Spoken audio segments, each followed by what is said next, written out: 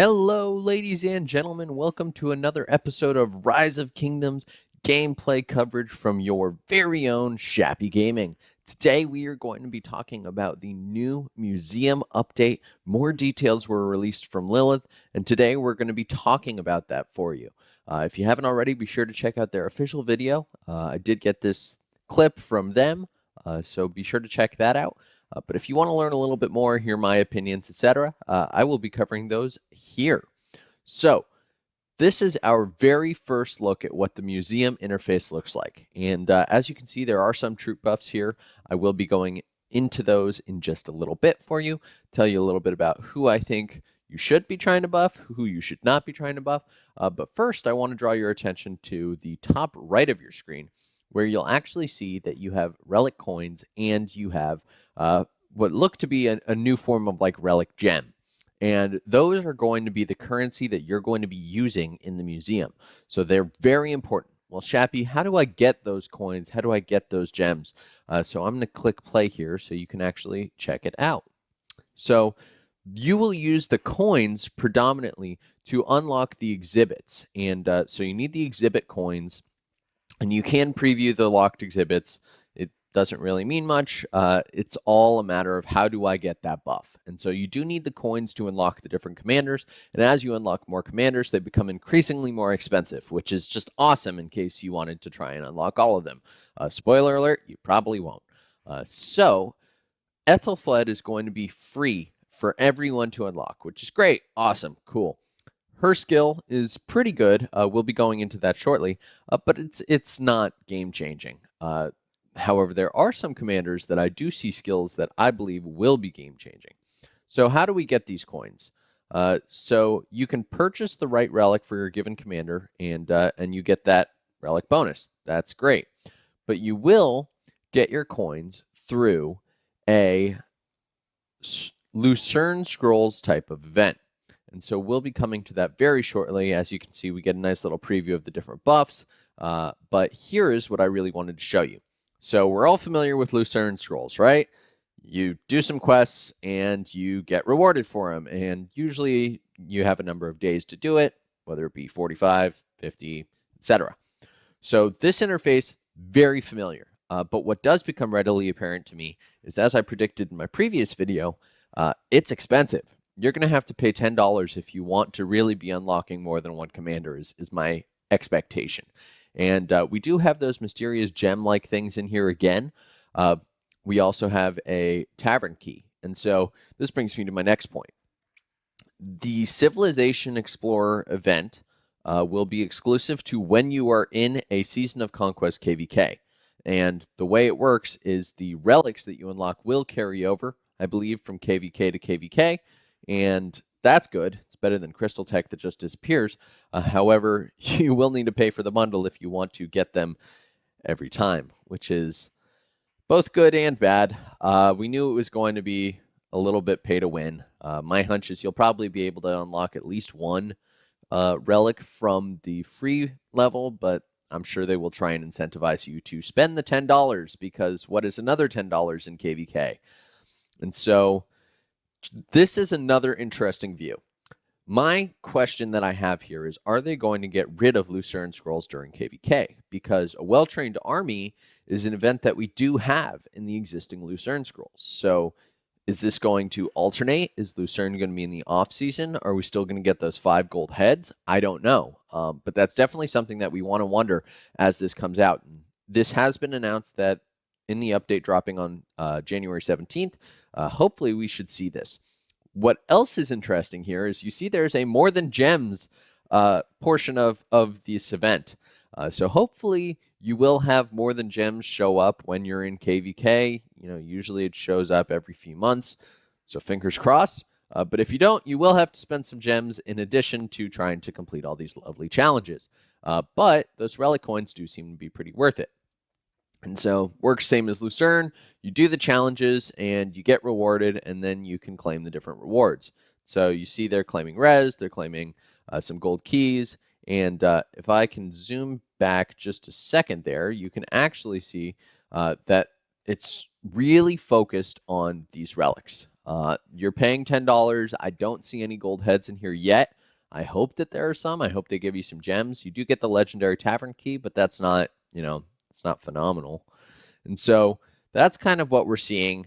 And you can use those coins to buy the relics, which you unlock, and then you get the bonuses. My hunch is you'll also only get the bonuses during KVK, which should help balance it, or it should make it even harder, because if they have this and Bastions and Crystal Tech, it's going to be pretty hard to compete. And so I'm now going to go in and walk you guys through all of the different skills that you can get and which pairs I think are the most valuable.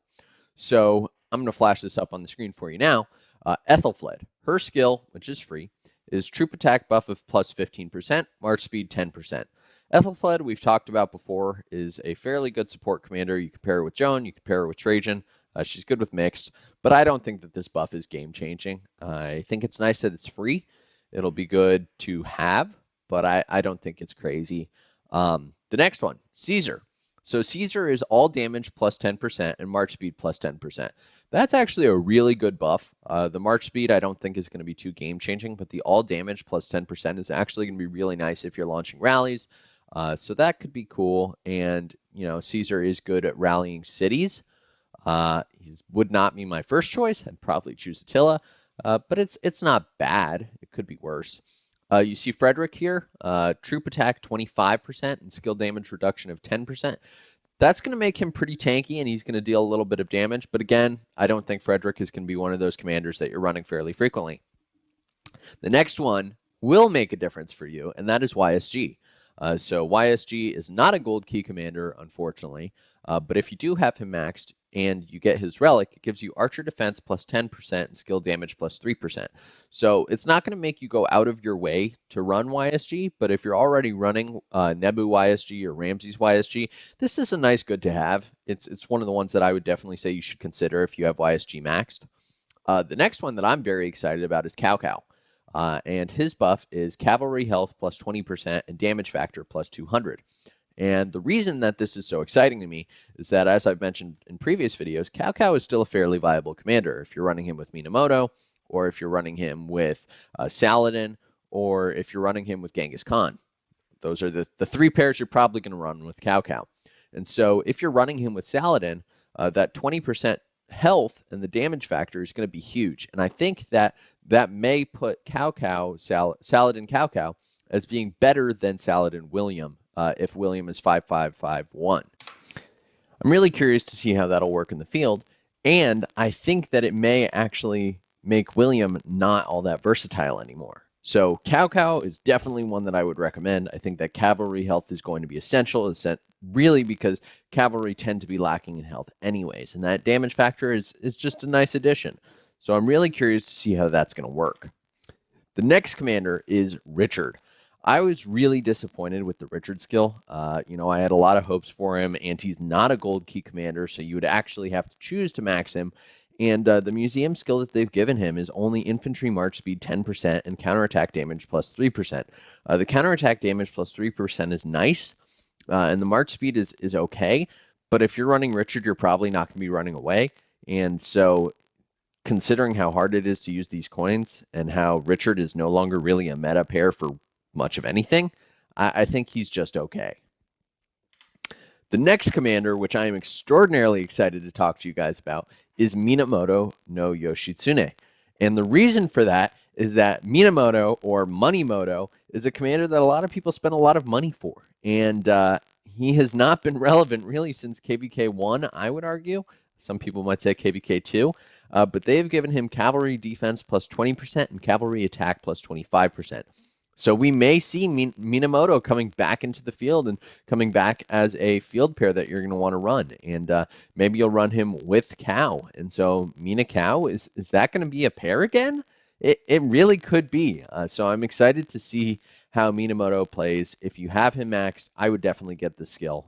That would just be my recommendation. I don't have him maxed, but I think he's definitely back in the game, which is exciting.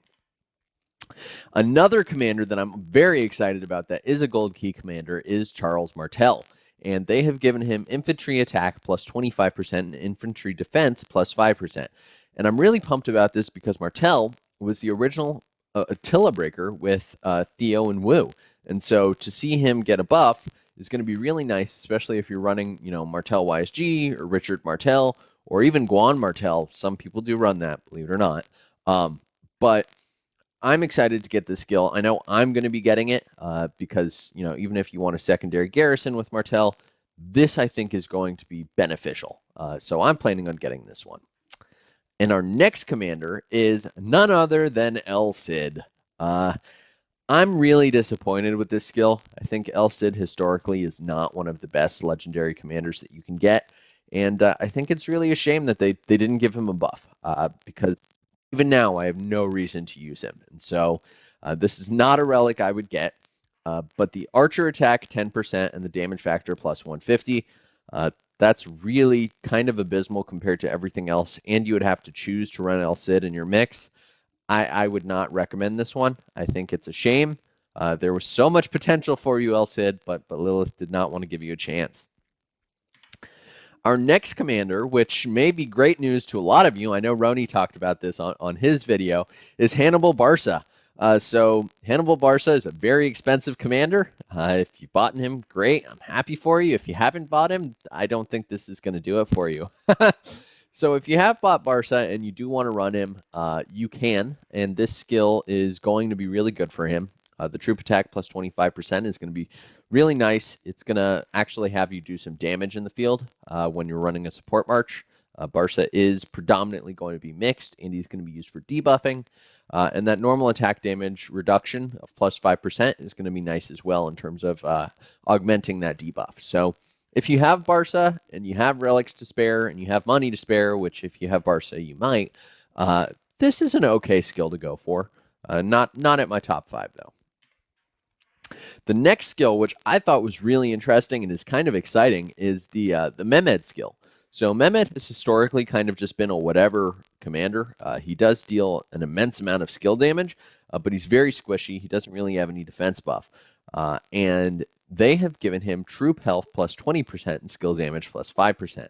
So not only have they augmented his nuker damage, but they've actually given him some padding. I would be curious to see how that troop health holds up. And you may want to be running Mehmed with Suleiman now, and that could be a new field pair that you see. So I'm excited to see how Mehmed works. If you have him maxed and if you have another leadership commander to run him with, this is really not a bad idea for you. I mean, even Ethelfled Mehmed with the Ethelfled skill and the Mehmed skill might be really interesting to see in the field. So this is a maybe commander, but I like this Mehmed skill. Another one that I think has just been revolutionary for the game is Mulan. So Mulan, as you guys know, is a support commander, and so you'll often see her run with Trajan or Constantine or Joan even, and they have given her troop health plus 10%, so she's going to be a little bit less squishy, which is nice, and an additional debuff of skill damage reduction of plus 10%, which is neat because Mulan is predominantly a support commander, and so they've kind of augmented her for that. So if you have Mulan and you have her maxed, I would definitely go for this. This is a great skill. And everyone's favorite commander, it's so ironic that he holds a heart because no one loves him, is Charlemagne. If you have max Charlemagne, I'm sorry, but yeah. They have given him actually a pretty robust skill. You have troop attack damage of plus 30% and damage factor of plus 300. My hunch is no one has a max, so I wouldn't get this relic. Even though it's kind of all right, I don't think it's going to happen. It's just not going to be my go-to relic, especially if those coins are going to be as hard to come by as I think. Another one that's kind of just meh is going to be Ragnar Lodbrok, and he's got troop defense plus 20% and normal attack damage reduction of plus 10%. That's not bad. I think that's actually pretty good. But again, I don't think many people have Ragnar maxed. He's going to be a little bit harder to max from gold keys since he's newer. So this is just not a skill I'd go for. But all in all, I think this museum is not going to be terribly game-changing. I was really concerned when they announced the first patch, and now that I've seen the actual skills and the commanders that they have them on, I'm not too scared. I think Minamoto Cow, that's going to be really interesting. I think the Saladin Cow combo may make a difference. I think that YSG buff is going to be really nice if you're running him.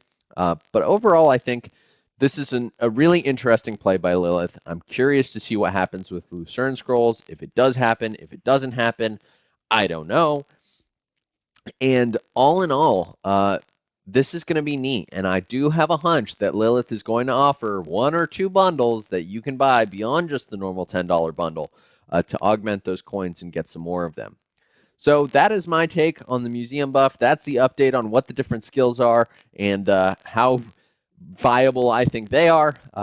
If you just want to mute this and click through the thumbs up, thumbs down, that should give you some insight. I hope that you've enjoyed. This has been another episode of Rise of Kingdoms from Shappy. Shappy out.